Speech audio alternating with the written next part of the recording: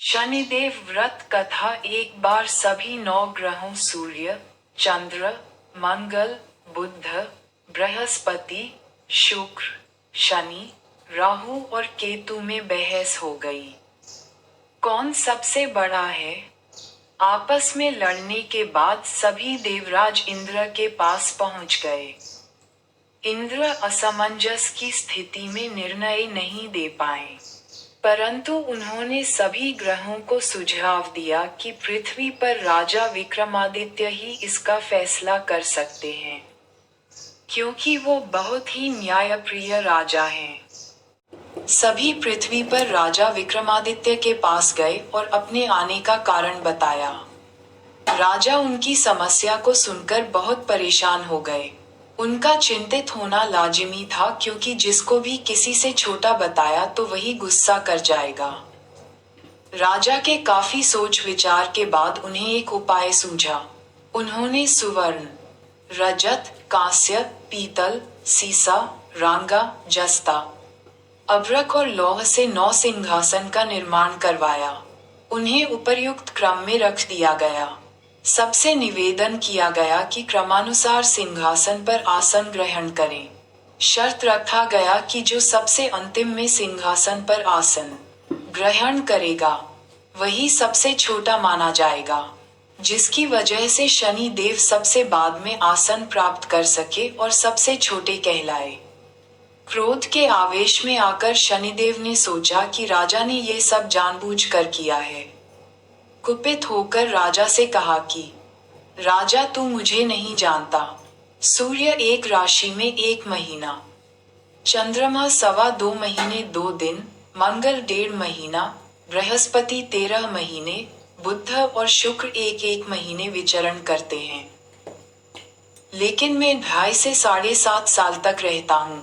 मैंने बड़े बड़े का विनाश किया है। श्री राम की 7.5 आने पर उन्हें जंगल जंगल भटकना पड़ा और रावण की आने पर लंका को बंदरों की सेना से परास्त होना पड़ा। क्रोधित शनिदेव ने राजा से कहा कि अब आपको सावधान रहने की जरूरत है। इतना कहकर शनि देव कुपित अवस्था में वहां से चले गए। समय गुजरता गया और कालचक्र का पहिया घूमते हुए राजा की 7.5 आ ही गई।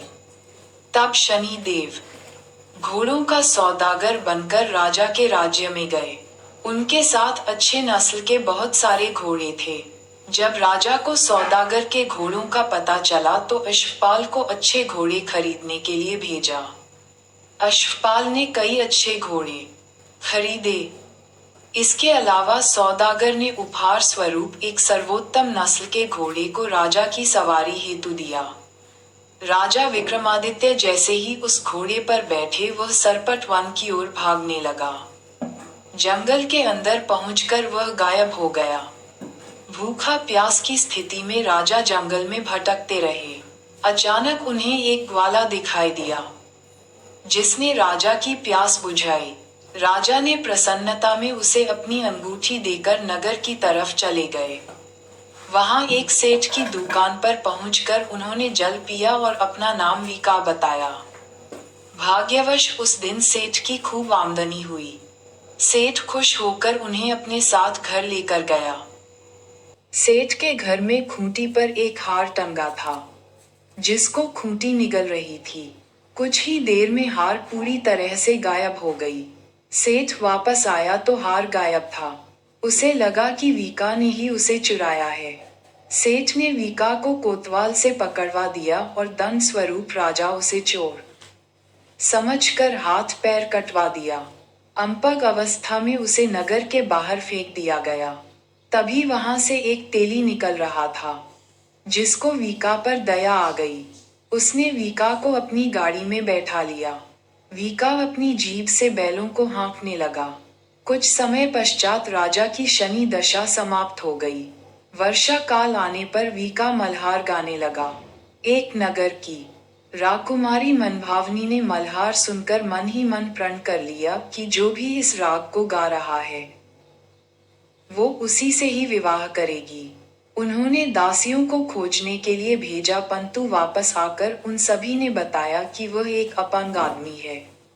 राजकुमारी यह जानकर भी नहीं मानी और अगले दिन ही वह अनशन पर बैठ गईं। जब लाख समझाने पर राजकुमारी नहीं मानी, तब राजा ने उस तेली को बुलावा भेजा और वीका से विवाह की तैयारी करने के लिए कहा गया। वीका से राजकुमारी का विवाह हो गया। एक दिन वीका के स्वप्न में शनि देव ने आकर कहा कि देखा राजन, तुमने मुझे छोटा बताकर कितना दुख झेला है। राजा ने क्षमा मांगते हुए हाथ जोड़कर कहा कि हे शनि देव, जैसा दुख मुझे दिया है, किसी और को ऐसा दुख मत देना। शनि देव इस विनती को मान गए और कहा कि मेरे व्रत और कथा से तुम्हारे सारे कष्ट दूर हो जाएंगे। जो भी नित्य मेरा ध्यान करेगा और चींटियों को आटा डालेगा, उसकी सारी मनोकामना पूर्ण हो जाएगी। शनि देव ने राजा को हाथ पैर भी वापस दिए।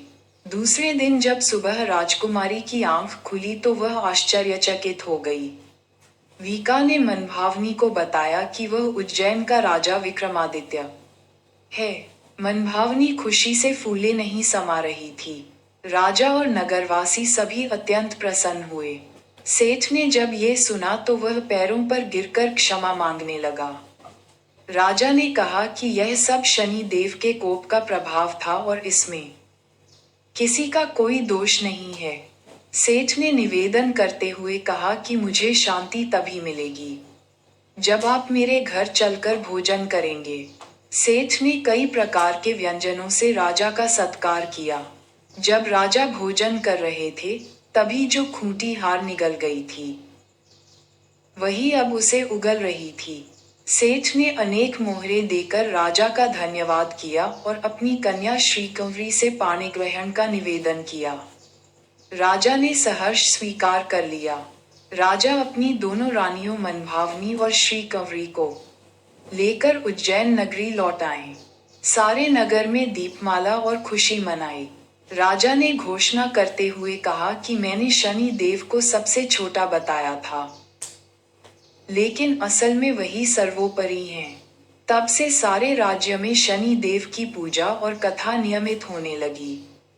सारी प्रजा के बीच खुशी और आनंद का वातावरण बन गया।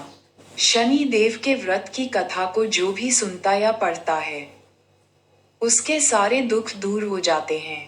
प्लीज मेरे चैनल को सब्सक्राइब करें, लाइक करें और कमेंट में जय शनि देव जरूर लिखें।